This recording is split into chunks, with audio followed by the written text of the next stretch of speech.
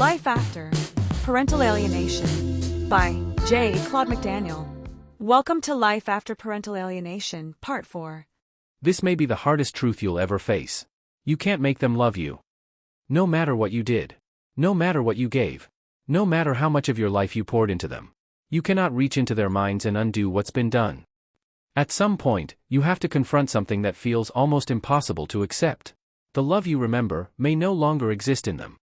Not because it wasn't real, but because it was replaced. And that realization will keep you up at night if you let it. The worry, the wondering, the constant pull to check, to reach out, to somehow still protect people who no longer see you as someone to be protected by. But here's the truth that cuts deeper than anything else. They are no longer yours to worry about in the way they once were. And holding on to that role will destroy you. Because every ounce of energy you pour into something you cannot change only tightens the grip the alienator still has on your life. Letting go isn't giving up. It's surviving. When everything falls apart, one question remains. Who are you now? Because for so long, your identity was tied to them. Being a parent wasn't just something you did, it was who you were. And now, that role has been stripped away. So, you're left standing in the aftermath, trying to figure out what parts of you are still yours. You don't erase your past. You don't pretend it didn't matter. But you start separating yourself from the parts of your life that only bring pain now. You loosen the emotional ties that keep pulling you back into something you can't fix. And you hold on to what's still good. What still feels like you. Because that's where rebuilding starts. At some point, you realize, this fight doesn't end. Not in the way you want it to. There's no final argument that fixes everything. No moment where the truth suddenly wins and everything goes back to how it was. That ending doesn't exist. So, you make a choice. You stop fighting a war that was designed to drain you. You step outside of it. Not because you're weak, but because staying in it will cost you everything. Your health. Your peace. Your ability to function as a human being. So, you begin the slow, deliberate process of cutting yourself free. Not all at once. Not perfectly. But intentionally. You remove the emotional hooks. You stop replaying every moment. You stop chasing closure that may never come. And you focus on something you haven't had in a long time. Your own life. It won't be easy. You won't just get over it. Those feelings don't disappear. But you can learn to live in a space where they don't control you. A space where you can breathe again. Where you can care again. Where you can be something more than what was done to you. This is where it really sinks in. The silence doesn't just take people. It takes moments. The birthdays that pass without a call. The holidays that come and go without a card. The graduations, the milestones, the memories you were supposed to be part of. Gone. At first, it doesn't disappear all at once. It fades. A missed message here. A delayed response there. Then the visits start getting cancelled, no warning, no explanation. Or they show up late, detached, like being there doesn't matter anymore. And when you ask, you get brushed off. What's the big deal? So what if I'm late? And something about it feels off. Rehearsed. Like those words didn't start with them. So, you sit there, asking yourself the question that never quite leaves. Who told them to say these things? You want to fight back. You want to defend yourself. Correct the lies. Make them feel even a fraction of what you're feeling. But you don't. Because somewhere along the way, you learn something that still holds true. Two wrongs don't make a right. And the experts will tell you the same thing, don't retaliate. Don't become what they're trying to paint you as. So instead, you swallow it. You put your pride aside. You push through the pain. And you keep reaching out in the only ways you can. Cards. Gifts. Messages. Especially for the ones who still matter, such as grandchildren. Even when it hurts more than anything else. Because sometimes, the deepest wound isn't just losing them. It's realizing you've been replaced. Someone else standing where you used to stand. Someone else being called mom, dad, grandmom, grandpop, living your role, while you're still here, missing them. This is the part no one can promise you. Reconciliation. You hold on to it because you have to, but the truth is, it's uncertain. From what I've lived, and from what I've studied, younger children sometimes find their way back.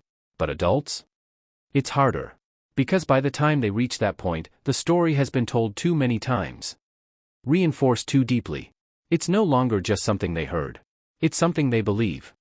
Years of it. Layer after layer.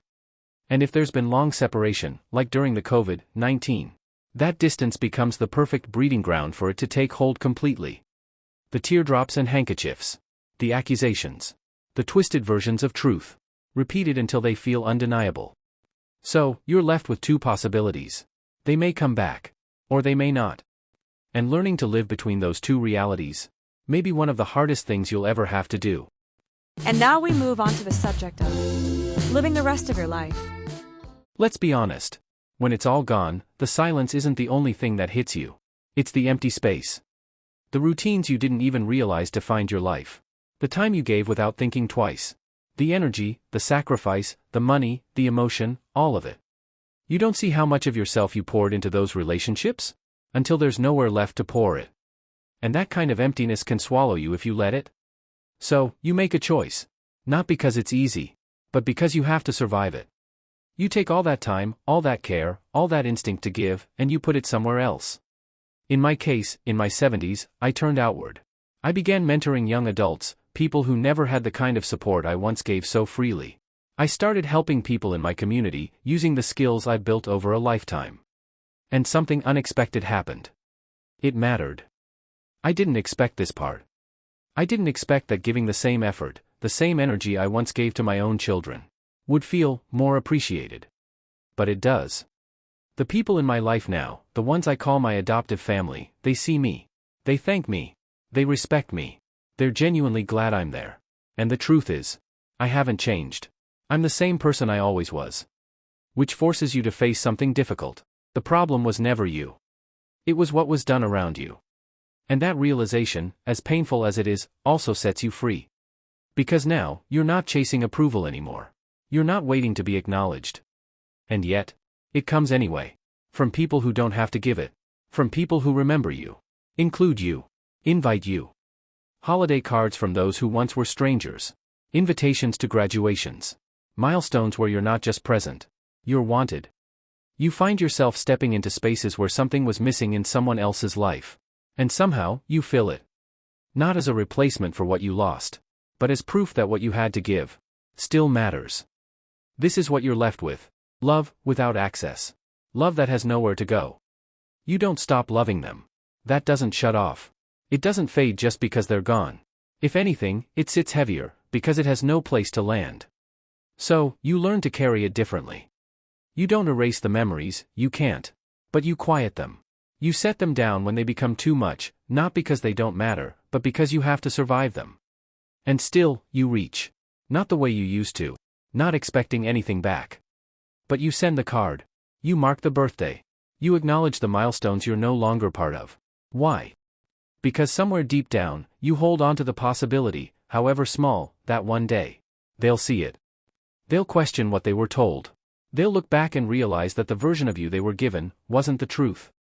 And when that moment comes, you want there to be something left for them to find. This is the part no one prepares you for. Living the rest of your life? Without them. And the truth is, it changes depending on where you are in life. For me, in my 70s, I have to face something I don't want to admit. The odds aren't in my favor. Time isn't something I have in abundance. And from everything I've learned, everything I've read, even when alienation breaks, it takes years to undo. Years to rebuild trust.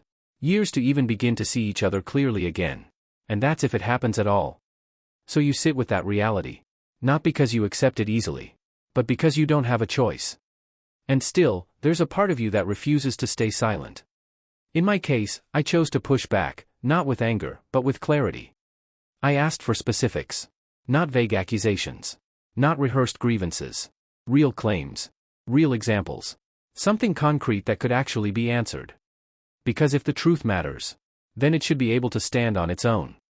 Whether that changes anything? I don't know. But at some point, making peace isn't about waiting for them to come back. It's about learning how to keep living.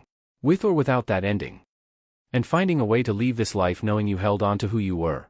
Even when everything else tried to take it from you. This ends Part 4. Please like and subscribe for future parts.